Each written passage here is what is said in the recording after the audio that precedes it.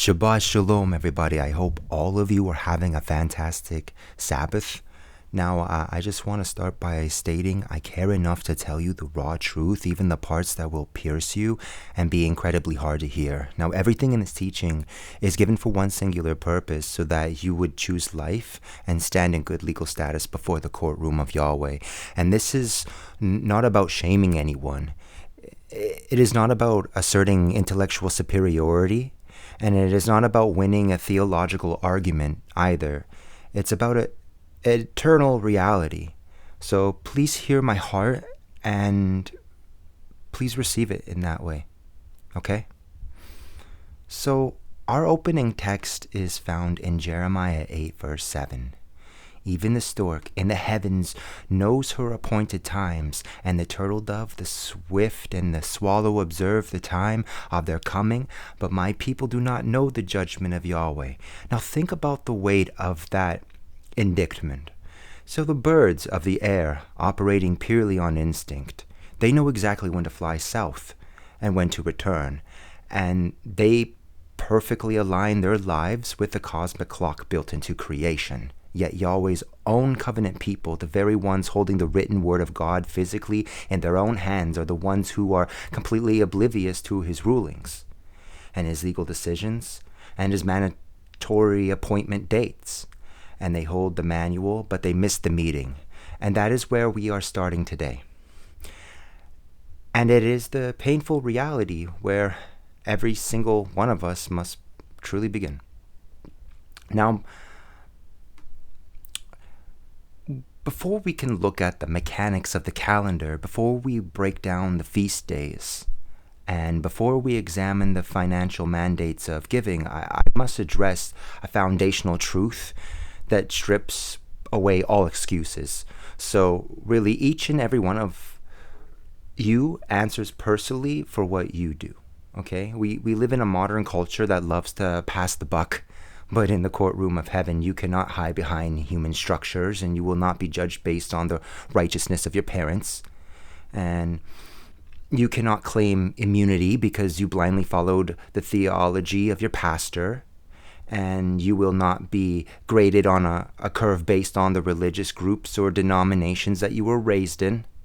And every single individual will stand alone before the judgment seat of Yahweh and render a line-by-line account of their choices.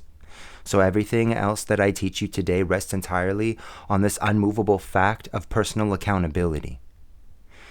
If your memory fades and you carry nothing else home with you today, please carry this terrifying and liberating truth, okay? You are legally responsible for the light that you have been given. Nobody else.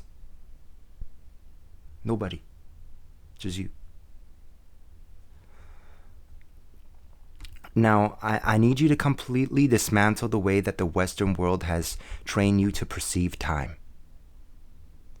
Western culture teaches that time is just empty, linear, drifting, just a void where seconds, they just tick away, meaningless until you die, and that is a lie. So scripturally, time is a highly measured, deeply purposeful, and it functions precisely like a womb.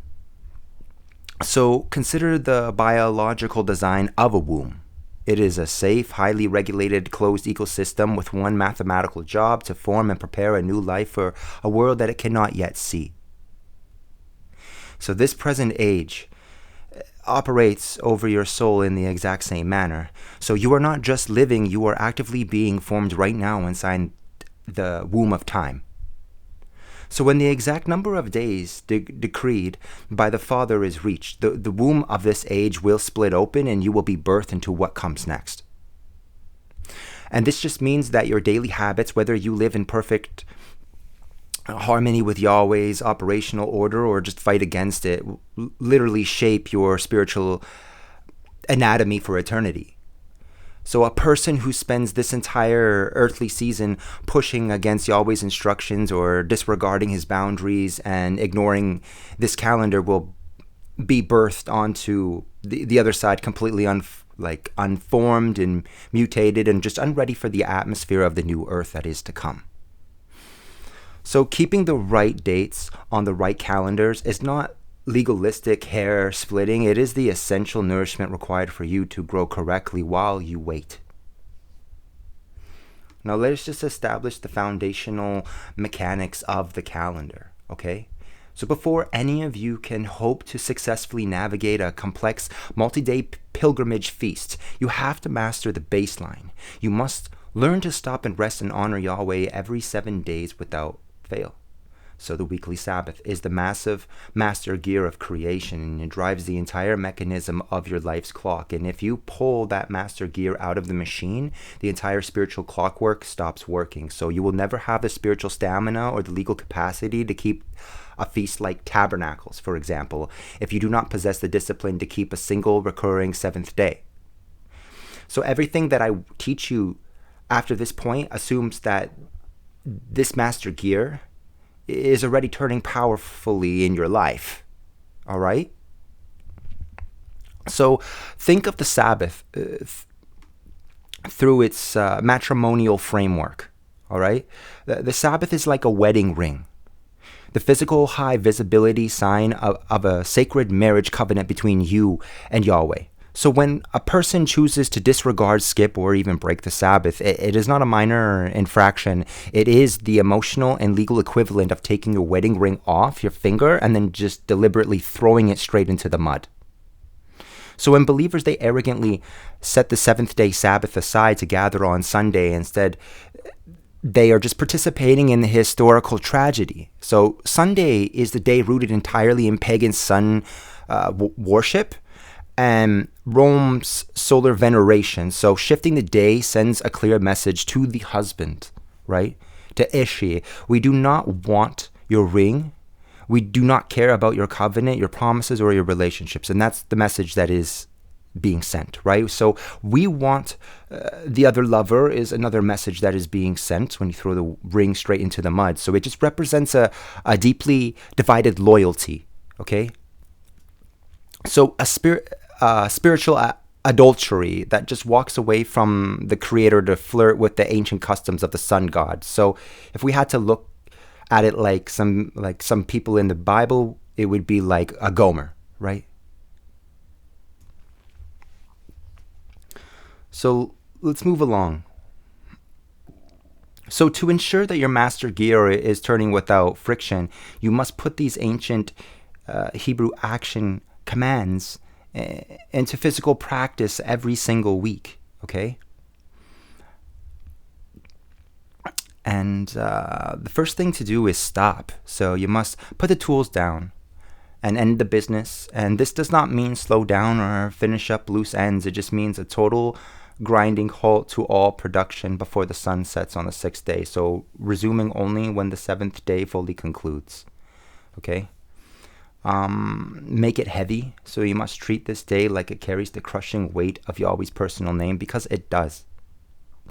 And you must intentionally structure your entire 6-day worksheet so that no task will spill over into the 7th day. You got to cut it off. Like you must separate day 7 from the other 6 days by the blunt force of your choices, never your fleeting emotions. So no business transactions, no casual errands, no ordinary secular work. If your Shabbat looks or feels and tastes like your Tuesday, well, then you just have failed to cut it off. Now you got to gather before it comes. So on the 6th day, you must actively collect and just prepare what day 7 will require. Your food must be ready, or your home must be clean, and your affairs must be just so organized so that you don't drag that chaos into the sanctuary of rest, right? And you cook ahead, so all heavy cooking and boiling, it must be completed before the sun down on day 6. Do not arrive at the holy rest day and then immediately start laboring over a hot stove or just scrambling to go and prepare a meal, right? You must guard it. You are ordered to stand as an armed sentry at the gates of the day. So when a stressful work thought or a secular distraction or a business task tries to sneak into your mind, you must aggressively turn it away. You are the gatekeeper of your home's peace.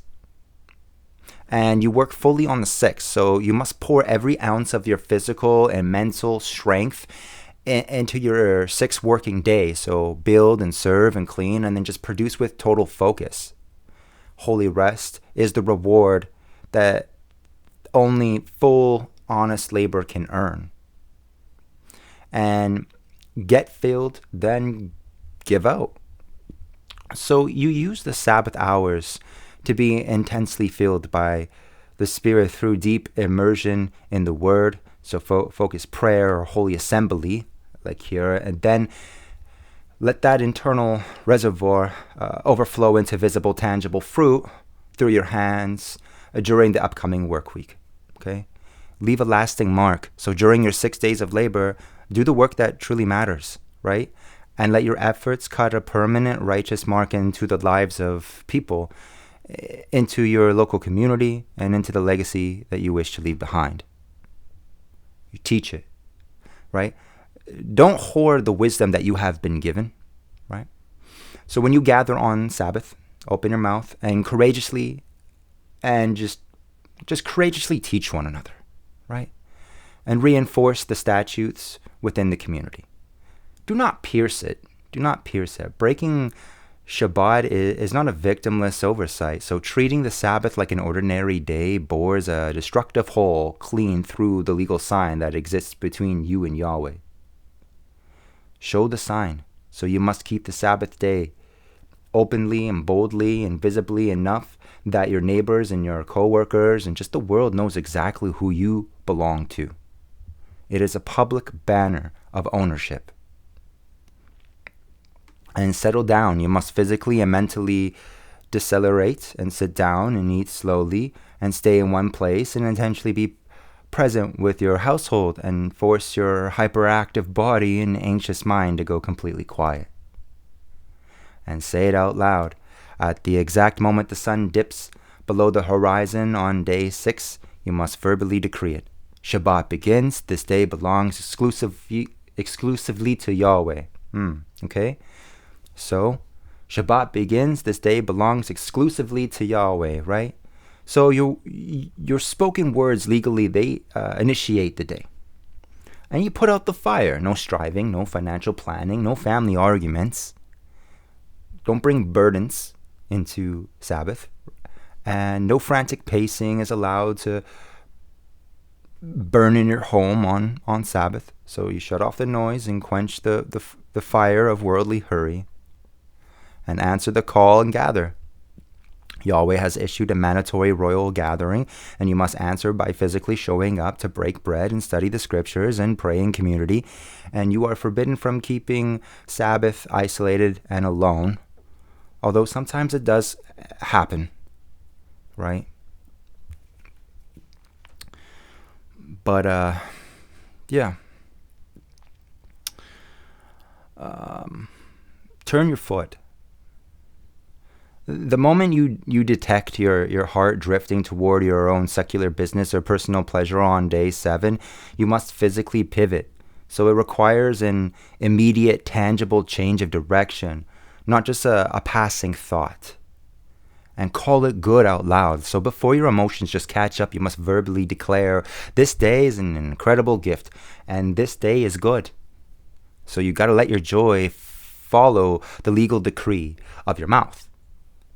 And you give it weight. So you must elevate this day above all others and work hard enough during the 6 days that you actually have something substantial worth stopping for on the 7th. And you bow down, and you must prostrate your ego and your schedule and your business and your words before the throne of Yahweh on day 7. So to understand why this covenant relationship cannot be modified, right? We must look at it through the cold objective lens of contract law. So in the ancient Near East, legal agreements were not based on handshakes or feelings. They were meticulously etched into physical mediums, such as clay tablets used in Mesopotamia.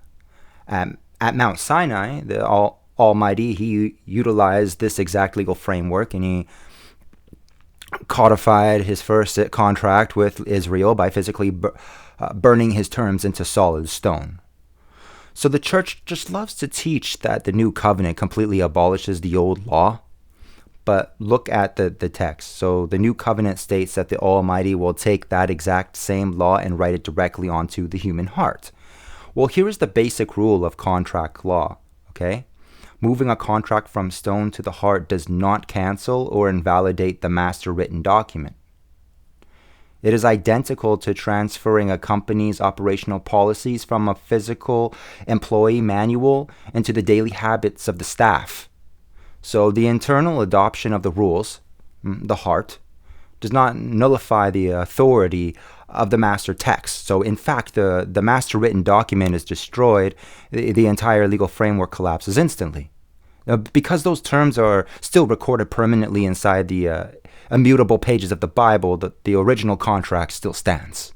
Okay? Every single word of the Torah remains active, binding, and enforceable today. And in any courtroom on earth, one party cannot change the contract terms, or shift the mandatory dates, or alter the signs, such as swapping the seventh-day Sabbath for a Sunday without the explicit written consent of the author. Right? So doing so is a breach of contract.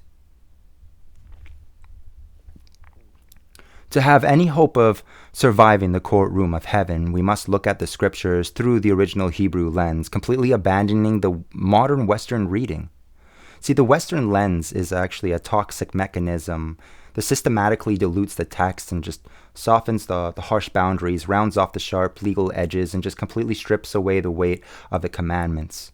And to be completely blunt, I mean, the Western perspective just turns the uncompromised word of the Almighty into something quite cupcake, unfortunately, something that is sweet and emotionally comforting and soft and just easy to consume, but completely lacking the substance, authority, and the legal force with which it was originally delivered. So, the Hebrew lens, however, recognizes the text for what it is, a binding royal decree. And it demands absolute obedience, honors the terrifying weight of the covenant, and firmly maintains that legal contract issued by the Creator, and cannot be cheapened or compromised or accommodate human convenience. So we must understand the mechanics of how the Almighty locks his timeline into the sky without human tampering. Now, the Zadokai calendar does not drift because it relies on the 4 unmovable seasonal markers of spring, summer, fall, and winter.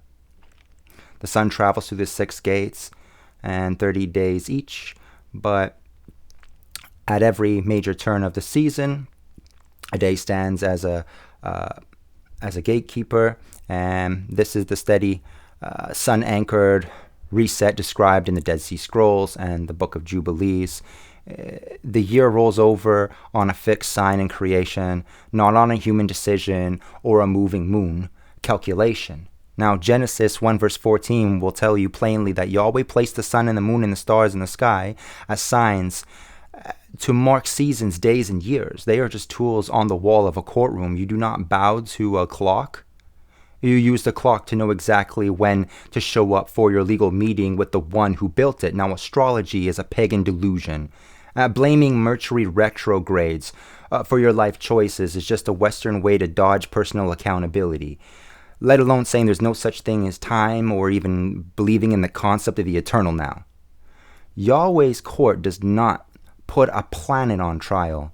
It puts a person on trial, right?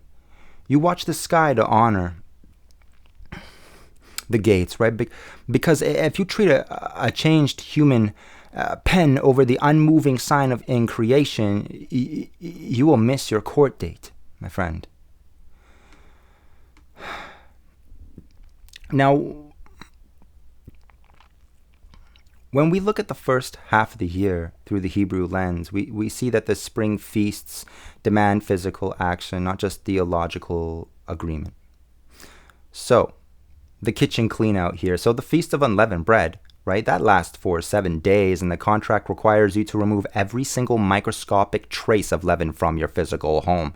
And this demands a deep, exhausting, literal kitchen clean out, and this physical labor mirrors the terrifying internal work of searching out and scrubbing sin and pride and bitterness out of the dark corners of your heart. The first and the seventh day are high Sabbaths. No regular work, where the feast, tithes, unlocks, and the joy of your pilgrimage begins. And the discipline of the Omer, so first fruits, right? It's not a high Sabbath, but it marks the starting line for counting the Omer for 50 days. You are commanded to count the days out loud. So this counting is a mandatory spiritual discipline designed to train your mind, and it forces you to watch the calendar daily so that you do not let Yahweh's seasons slip by unnoticed while you are distracted by the world. Now, Pentecost, at the end of the 50 days, you just arrive at Pentecost, right? So this day marks the literal giving of the Torah at Sinai. On this high Sabbath, the community is legally assigned to actually read Exodus 19 and 20 and to hear the baseline terms of the marriage contract shouted from the mountain. Alongside it, you are commanded to read the book of Ruth. Why? Because Ruth represents absolute uncompromised loyalty to the covenant. And she represents a harvest worker who refused to stay a stranger and just choosing instead to be legally redeemed and just grafted into the house of Israel through the law. So you rejoice here with your household, and you share your increase deliberately with the widow and the orphan and the stranger in your gates. There's new wine and new oil, and we also recognize the extra seasonal harvest markers mentioned in the temple scroll. And while they're not explicitly commanded in Leviticus 23, they are truly worth knowing about as a historical marker of the agricultural year, and we do not throw away historical records just because the West cannot categorize them.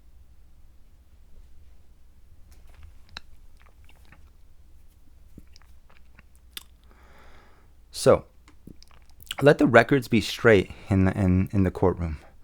So, for this current biblical year, 5,991, the Gregorian calendar is 2026, but the fixed Zadokite solar calendar places the trial window on the exact Earth dates here. Okay, so let's see.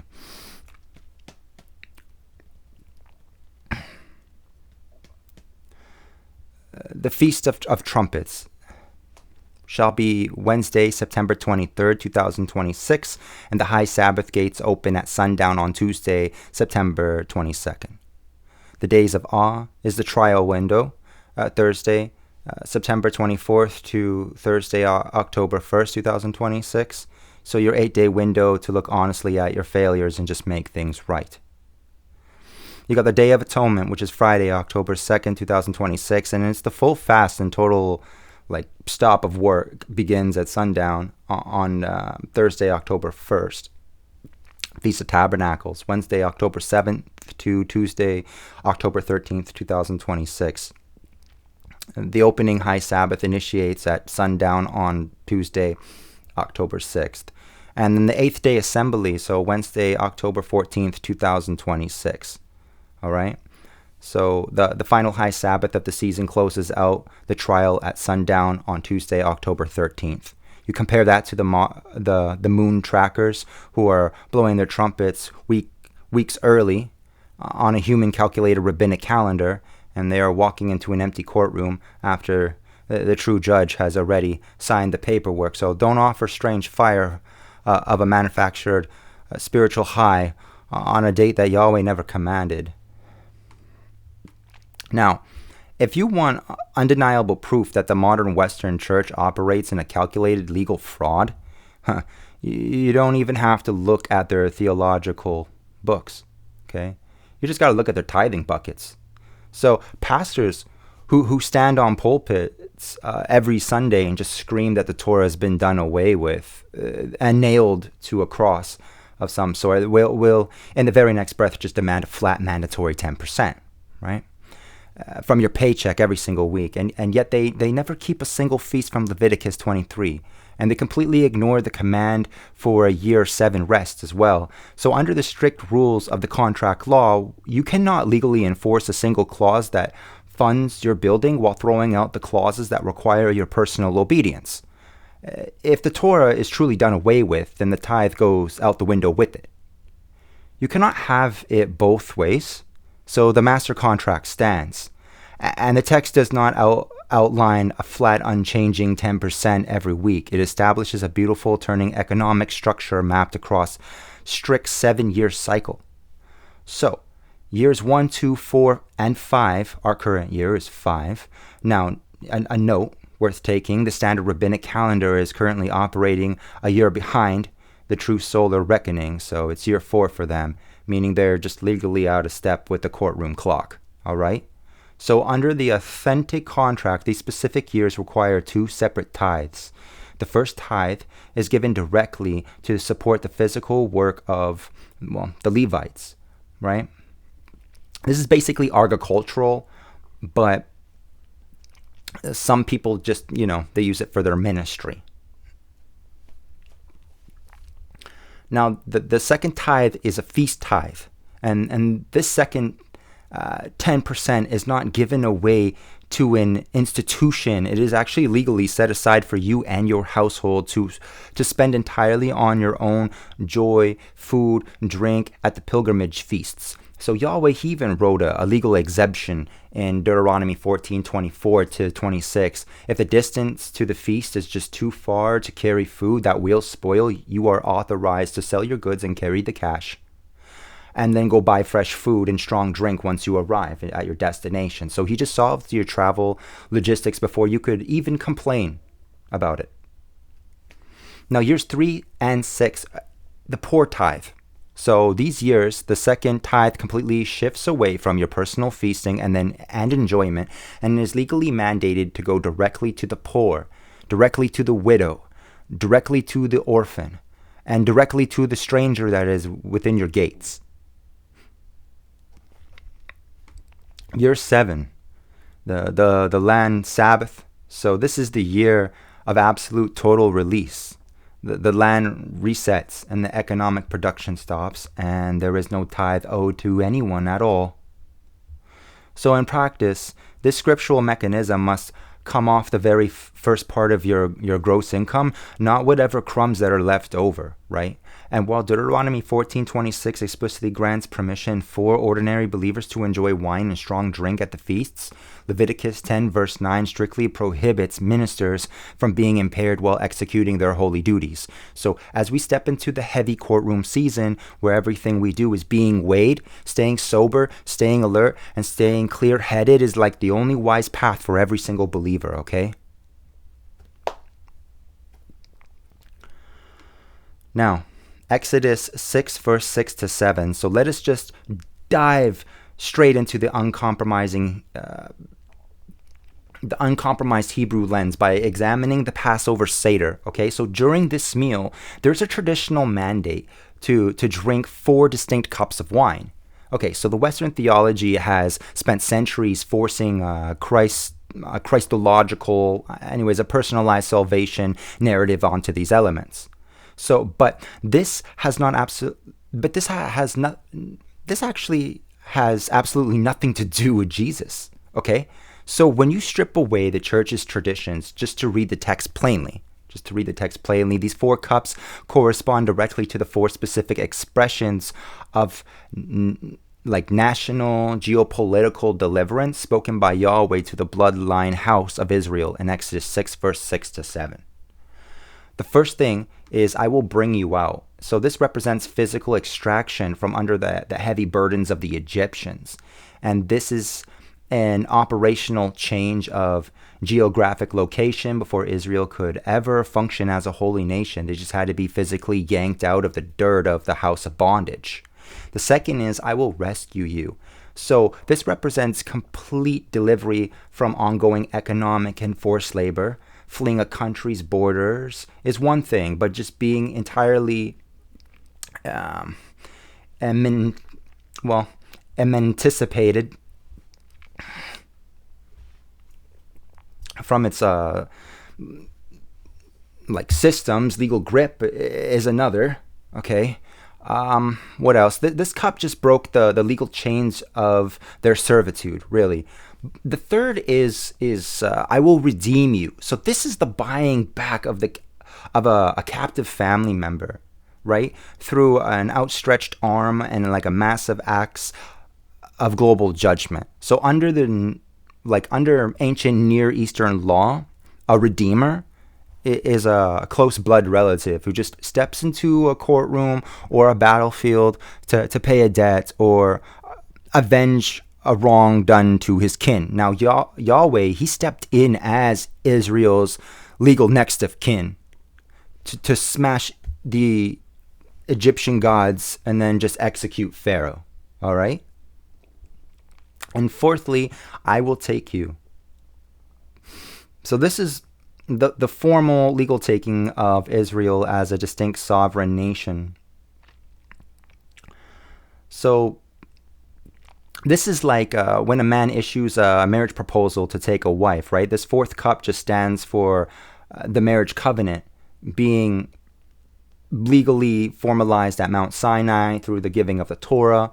So you got to look at the text through a literal lens. Exodus 6 is entirely about national identity, land ownership, and global geopolitics, right? So Yahweh did not descend into Egypt to save individual souls from an afterlife of torment. He came to break a world superpower, establish a sovereign nation with its own physical land borders and its own civil laws, spiritualizing these four cups into a universal blueprint for personal salvation just completely erases the legal reality of the text. All right?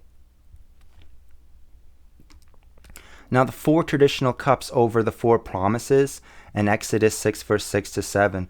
But the contract text does not stop there, because in Exodus 6, verse 8, there is an explicit fifth clause. And I will bring you into the land which I swore to give to Abraham, Isaac, and Jacob, and I will give it to you for a heritage. I am Yahweh. So in the ancient rabbinic writings, right, the sages, they engaged in a fierce legal debate over whether Israel was required to drink the fifth cup during the Seder to honor the fifth statement. Now, the legal dilemma is that the first four expressions happened instantly at Egypt and Sinai, but entering, conquering, and fully possessing the geographic land of Israel was a long, unfinished process that was eventually shattered by exile. And the legal compromise is that, like, because the rabbis, they could not settle whether drinking it was legally mandatory, they enacted a placeholder compromise.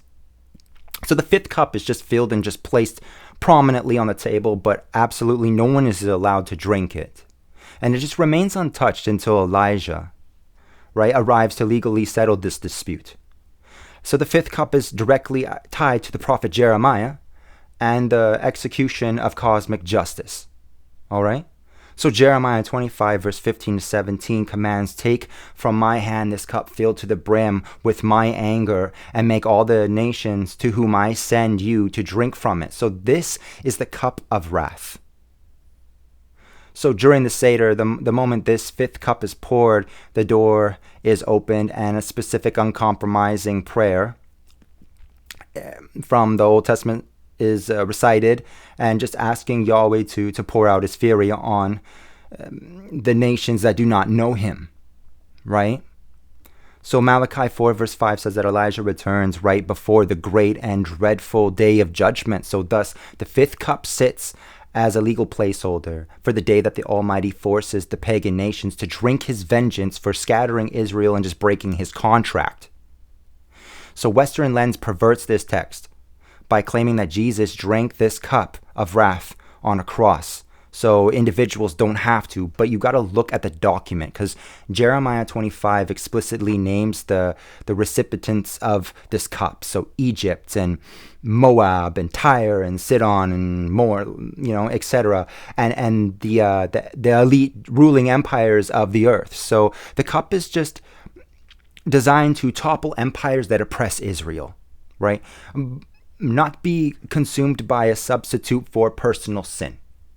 So the fifth promise is about physical land inheritance, and it cannot be spiritualized.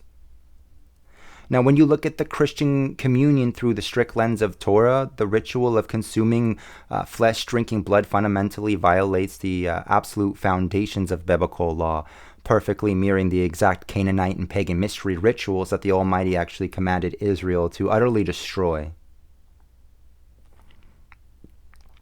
So the absolute law against the blood is Leviticus 17, verse 10, which states that if any native Israelite or like foreigner drinks blood in any form, okay, any form, Yahweh will set his face against that soul and completely cut them off from the community. Why? Because Leviticus 17, verse 11 establishes that the life and the soul of the flesh is located entirely within the blood. So under the Hebrew law, blood belongs exclusively to the Creator and can only be poured on the altar or like drained into the earth. And the concept of drinking an individual's blood to internalize their life force or deity is the very definition of an occultic forbidden practice, by the way. So the sobriety mandate for priests, Leviticus 10, verse 9, commands that a priest, it commands the priest never to drink wine or strong drink when entering the tent of meetings, or at least they die. So the immediate purpose given in Leviticus 10, verse 10 and 11 is so that leaders can clearly distinguish between the holy and the common, right? And teach the statutes with zero cognitive impairment.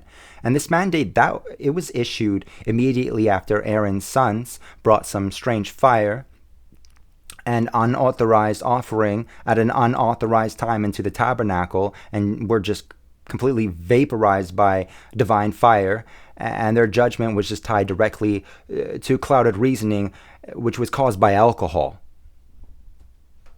Now, the Canaanite mystery roots. So the surrounding nations, they practiced the ritual act of eating the flesh and drinking the blood of a god to absorb its power in immorality.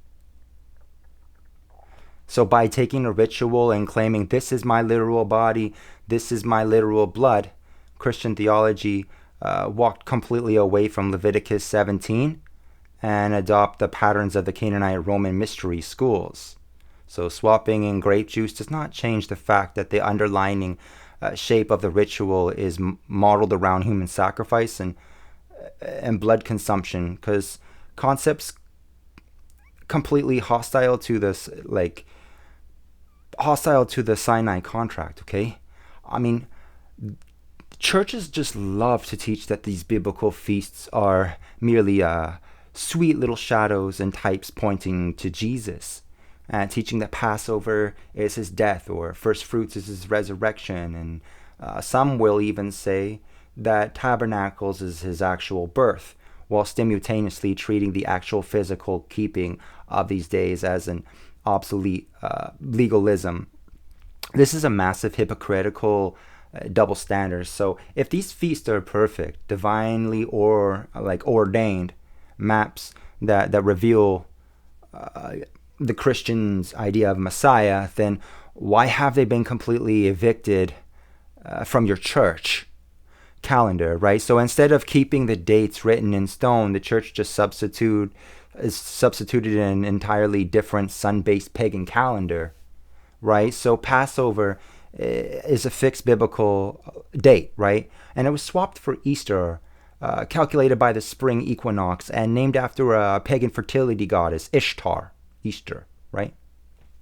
Erostre, right? Also known, yeah. So there's also tabernacles. So the true autumn harvest season was swapped for Christmas, so December 25th, the ancient winter solstice and birthday of the sun, right? Or Mithras, or it's Saturnalia.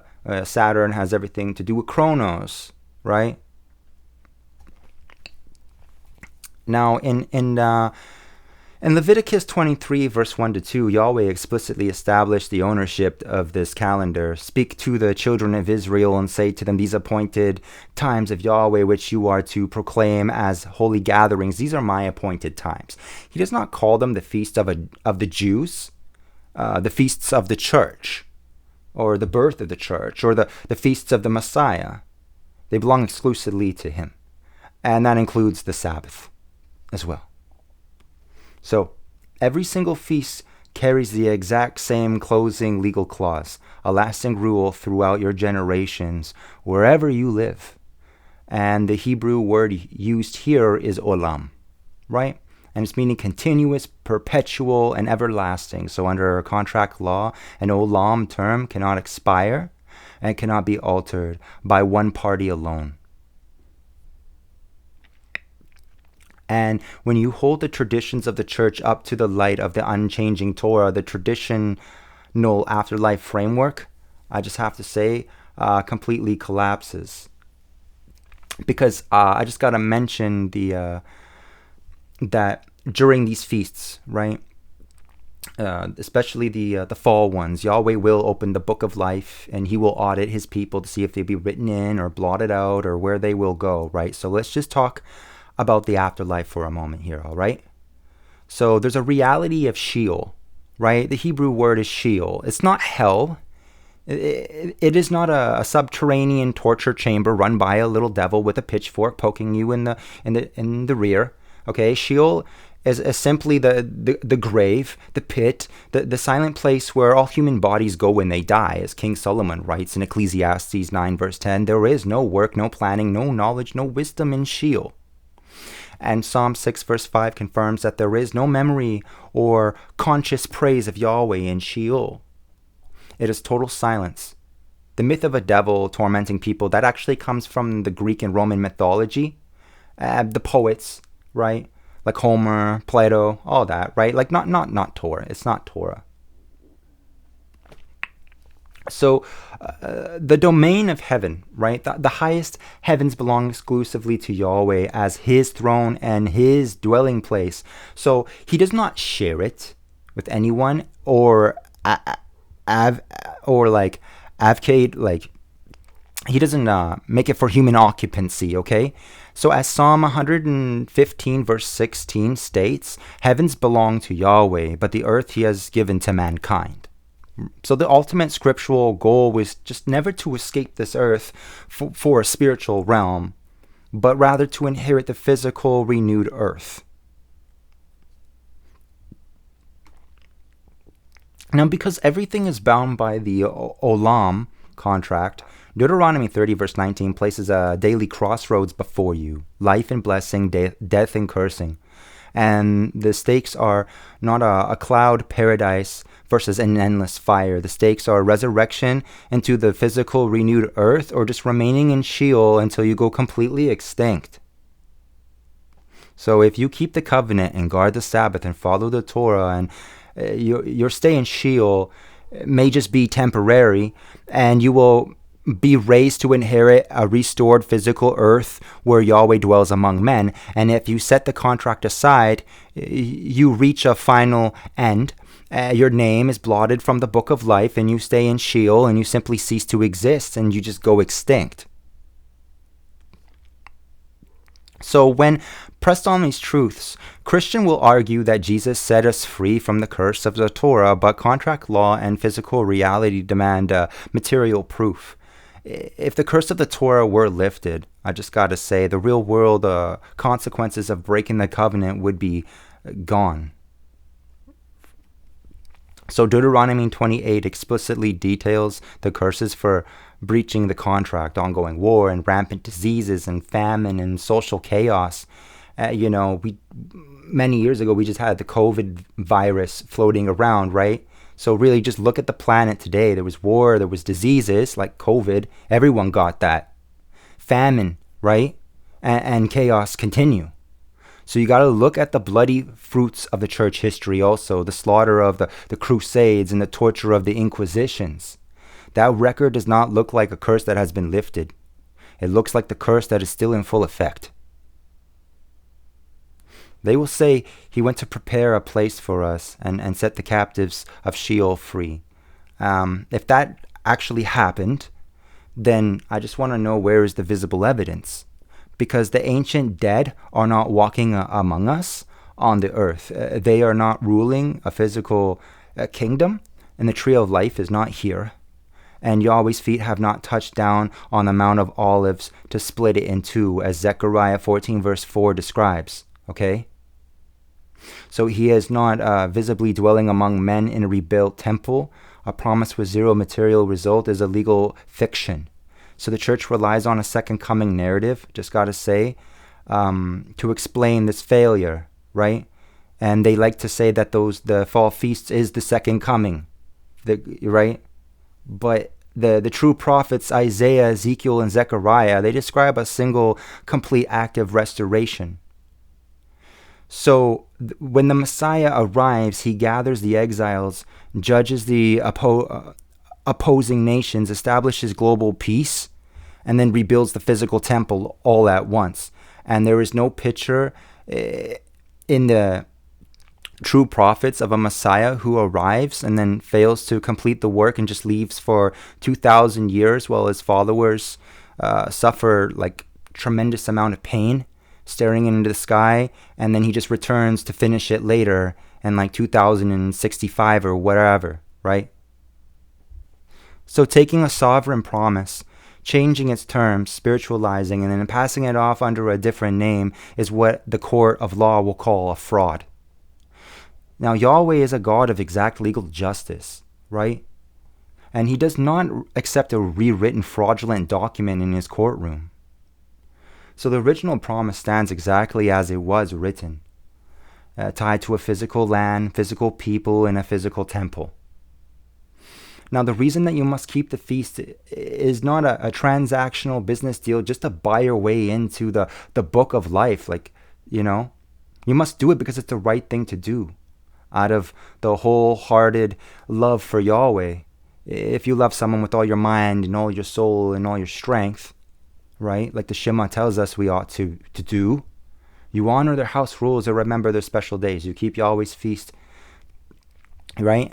And that's how you show your love.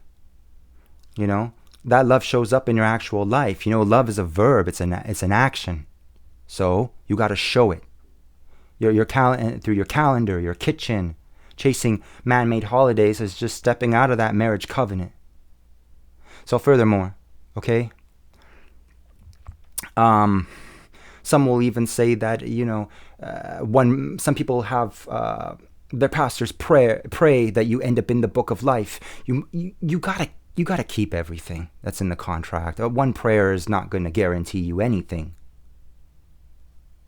Furthermore, the calendar is a legal protection, okay? Now, Ha-Satan, okay? That's an office title, right?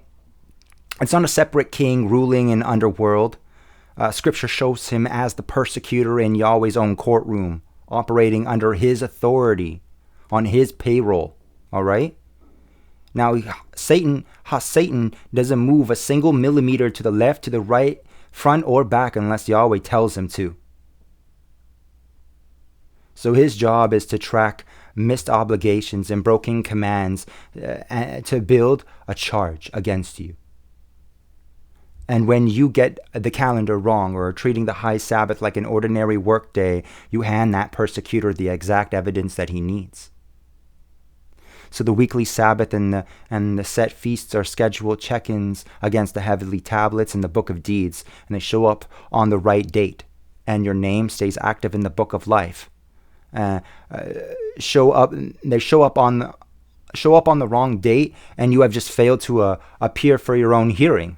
Okay, bringing a default ruling against you. So the 22 days of the 7th month run like a full trial. So the Feast of Trumpets, okay? Month 7, day 1 on God's calendar, not man's. The court will open, right? The shofar sounds to announce the king has taken his seat to judge, and the books are opened. And the high Sabbath, right? So the days of awe, and now it's days 2 to 9. It's trial window, your last chance to look honestly at your own failures, and get back in line before the case closes.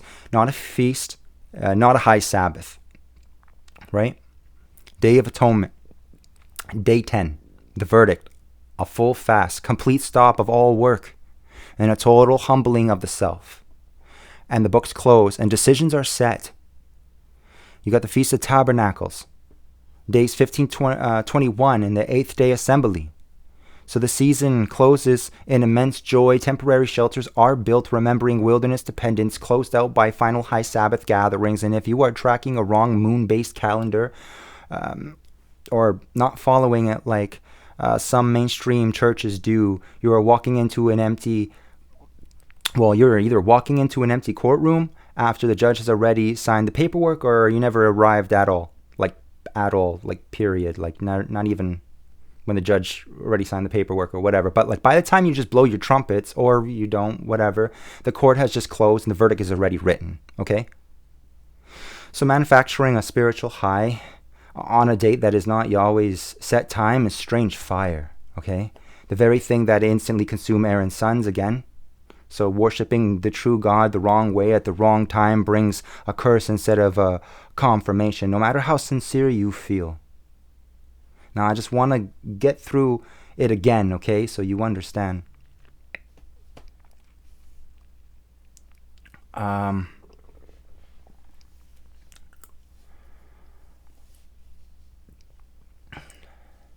Okay, I may have said that it was September 23rd or something, but I actually do believe that it may actually be the Earth date here would be Wednesday, September 16th, actually, okay?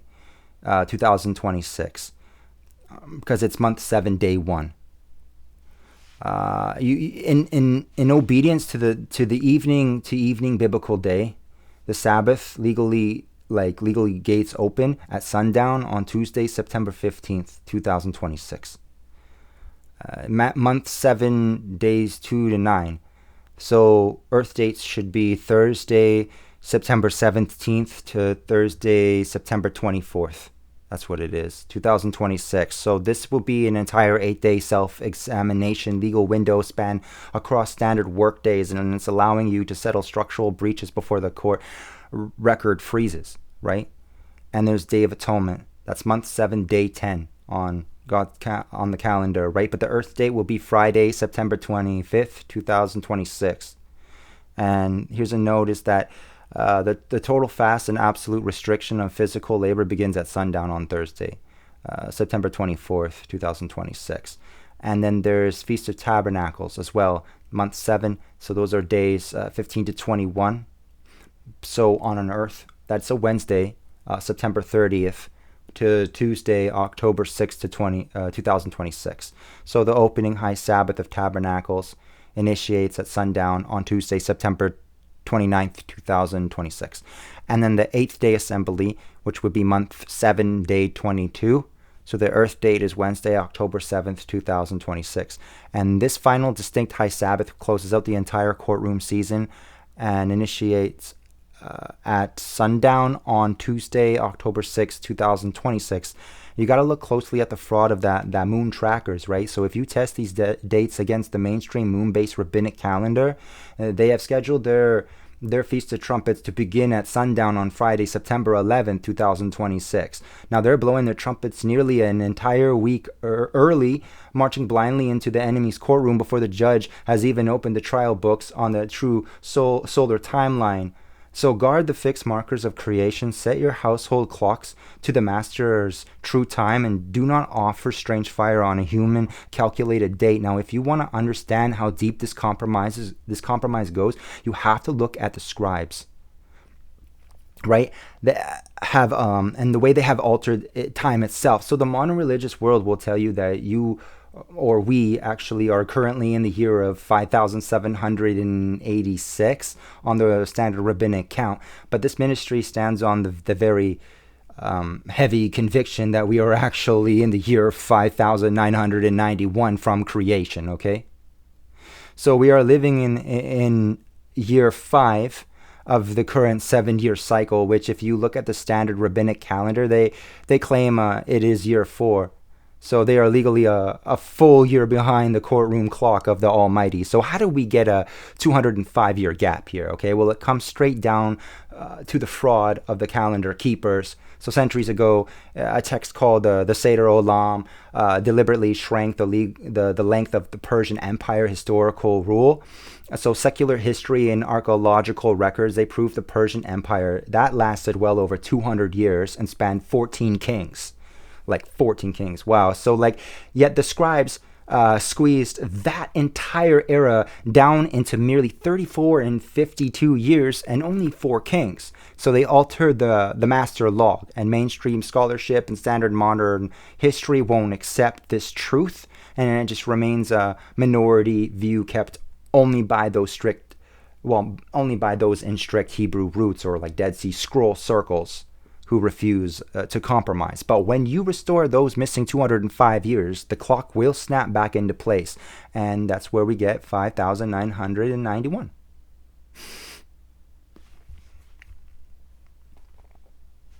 So Jeremiah 8 verse 8 warns us directly. How can you say we are wise and the law of Yahweh is within us? Look at the lying pen of the scribes has certainly worked falsehood. The scribes changed the dates so you would miss the trial. A stork doesn't need a scribe to know when to fly. Its timing is built into creation. But you see, humanity misses the meeting because they trust a altered, shortened pen over the unmoving timeline of the author. So please, don't let that be you, okay? And again, I will put the dates down below in the comments. So if you want to follow these feasts, they're down there, okay? And I'm just telling you these things today because I just want y'all to live. I want you to inherit the new earth, and I don't want a single one of you to reach the end and just find nothing there. Just, you know. So if what you have heard has stirred some anger or just made you defensive in any way, shape, or form, I really sincerely ask you to pause before you push it away and check your own heart for pride and check your soul for ego and ask yourself honestly, what if my brother is right? And what if I have believed a lie? Bring it to the Father if you wish. And I'm not asking you to take my word for it. I'm explicitly asking you not to. What? So go and test every piece of this against the word itself. Bring it to the Father yet again and weigh it line by line patiently without rushing to defend what you have always been taught. Let the parts that are not true burn away and let what remains stand on solid ground. So truth is never afraid of being examined, you know, like the Berean standard. So examine it. Read it plainly, through the original Hebrew lens without smoothing over its sharp edges. And that is the only honest way to test it. And Torah also commands us to test it. So test it. Now you know. Now what you do with what you have obtained here is the exact part you will personally answer for, right? I'll give you the truth, but it's up to you to do whatever you want with it. And I'll just help you out with some scripture here, just to get you guys get you guys started in case you want to actually go and weigh it. So look up Jeremiah 8 verse 7. The birds of the air know their appointed seasons. Or Genesis 1 verse 14. The sun, moon, stars are placed by Yahweh as a sign to mark seasons, days, years. Or Leviticus 23 verse 1 to 2. Yahweh declares ownership of the calendar. These are my feasts, not man's. Or Leviticus 23. Throughout, multiple entries declaring the feasts to be an olam, perpetual everlasting statute for all generations. All generations. Ezekiel 8, Yahweh condemns women weeping for Tammuz and men turning their backs to the ark to bow to the rising sun. So, like pagan roots of sunrise services, for example, like Lent or Easter, right? Or Ash Wednesday. Now, Deuteronomy 14, verse 24 to 26, regulations for the feast tithes. Or Leviticus 10, verse 9, the total prohibition of wine, strong drink for ministers. The 4 cups, Exodus 6 verse 6 to 7, or Exodus 6 verse 8, actually, the 5th promise. So the cup of Elijah, or Jeremiah 25, verse 15 to 17, the cup of wrath. Leviticus 17, verse 10, so capital sentence of being completely cut off from the community for eating or drinking blood in any form.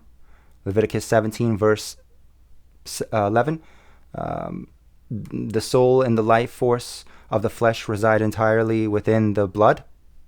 Or Leviticus 10, verse 10 to 11, the command to maintain clear-headed sobriety. Or the reality of the afterlife in the new earth, right? Like, for instance, Ecclesiastes 9, verse 10, King Solomon confirms of Sheol, the grave. Or Psalm 6, verse 5 confirms the no act of memory in Sheol. And Psalm 115, verse 16, the highest heavens belong only to Yahweh, nobody else. Nobody else. Or Deuteronomy 30, verse 19, the daily crossroads. I have set before you life and death, blessing and curse, therefore choose life, right? And the courtroom case against the lifted curse, Deuteronomy 28, the legal and physical curses, famine, war, disease, chaos, that follow breach covenant. And Zechariah 14, verse 4, prophetic proof that the final restoration has not happened because Yahweh's feet have not physically touched the Mount of Olives to split it into. So that's basically what I have for all of y'all today. So thank you. If you've made it this far, I appreciate it. And again, take everything to the Father if you wish. And with that being said, y'all can go in peace, and peace be with you. Shabbat shalom, everyone.